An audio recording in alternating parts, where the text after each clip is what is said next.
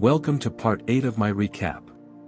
Here, we see that Yuya and Kaede reunite with Rin, displaying their successful collection. Rin is surprised to hear Yuya caught all the fish with just his hands. Yuya wonders what happened to Akira, who is down on the ground. He complains that Rin used him to test mushrooms to see if they were poisonous and used him as bait for a bear. Yuya gets worried for him and checks his stats to see if he was poisoned, but is relieved to see he is okay. Rin and Akira show all the plants that they managed to gather, and Yuya praises them all, and using his skill he identifies and removes poisonous mushrooms.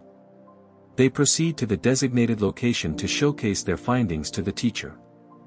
Yuya encounters Kaori, and they discuss their experiences until she is called away by her team. Yuya and his team presents their collection to Sawada, who praises them for being the first to gather such a substantial amount of edible food. Excited about her bonus, she mentions that their cooking will also be graded. When asked who will cook, everyone points to Yuya. Yuya then activates his Gordon Ramsay skill to prepare quite an impressive meal. As the team enjoys the food, Yuya anxiously awaits their reaction. Sawada, who is drunk, joins them and expresses surprise at the delicious meal.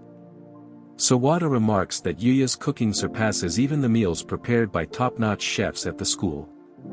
Yuya feels gratified to see others enjoying his food.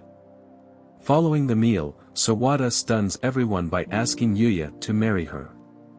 She confesses her lack of cooking and domestic skills due to her research-focused life and lack of relationship experience.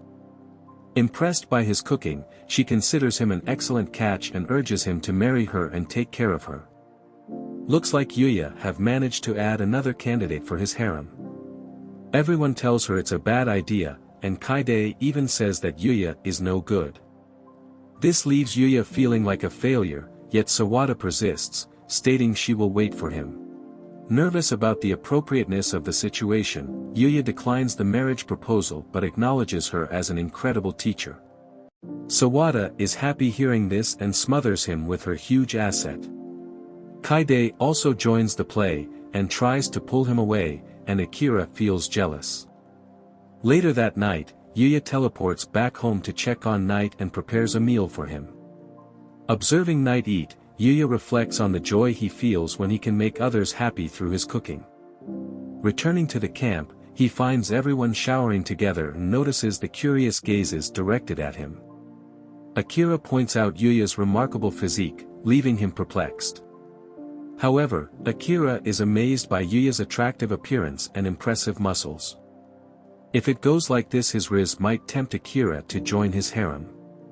In the girls' bathroom, Rin teases Kaede about her popularity among the boys due to her huge assets. Their conversation takes a turn when they encounter Kaori, who is surprised to learn about Sawada's desire to marry Yuya. The girls speculate about Sawada having certain advantages due to the assets she owns, and Kaede becomes inspired to make her own move on Yuya. Kaori denies having feelings for Yuya when asked, though Rin finds her denial obvious. Meanwhile, Kaori wonders about Yuya's preference in girls. Well, Yuya will have his handful managing the assets of his harem. The following morning, some students discover their belongings in disarray, raising concerns of a potential theft. Akira appears worried, while Yuya ensures their belongings are intact.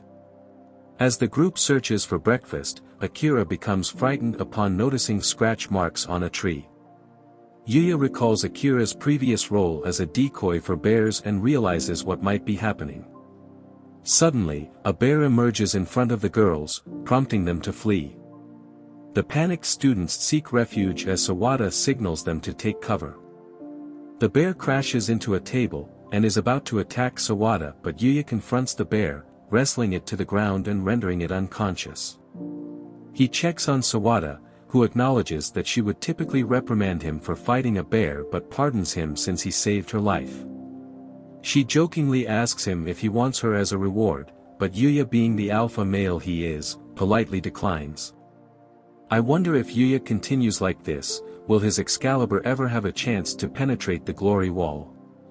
After that, Yuya learns from Kaori that the bear will be kept as a guard bear. If it exhibits aggressive behavior again, they will just eat it. Surprisingly, the bear seems to understand the arrangement, so, the issue is resolved, and the camping trip concludes. Back at Yuya's home, he prepares to meet the king in the other world alongside Lexia. On the way, he encounters a group of demons in the forest. Concerned about Lexia's safety, Yuya decides to confront the demons. Knight swiftly dispatches one, while Yuya employs various weapons, including a spear and a hammer, to defeat them and clear the area. Yuya admires the effectiveness of the sage's weapons once more. Among the defeated demons, he finds an intriguing helmet and tries it on. Unbeknownst to him, a peculiar rabbit observes his actions, and mentions he found him. Lexia's party arrives. Owen asks if the person wearing the helmet is Yuya, and he removes the helmet, bringing relief to their faces. They express their joy at seeing him again and inquire if he is prepared to meet the king. Finally, they invite him to accompany them to the palace. However, a sudden incident occurs as Knight jumps on Lexia, saving her from a falling tree. Yuya swiftly slices the tree in half, noticing the threads reminiscent of Luna's abilities. Owen expresses confusion about the situation, while Luna is upset on her failure. As she attempts to escape, Yuya confronts and subdues her. Yuya is surprised to discover Luna's true identity, and Lexia joins him. Yuya reveals that Luna was the one who tried to attack Lexia, and he realizes that Knight had known all along. Yuya requests to heal Luna's wounds and bring her back to his house to question her about the situation. Despite her initial disbelief in Luna's villainous nature, Lexia grants Yuya's request. Owen rushes over, warning Lexia against going alone, but she asserts her intention to visit Yuya's house. Yuya uses his teleportation ability to return back to his home, leaving Owen behind. This is where the video ends. Thanks for watching and see you in the next episode.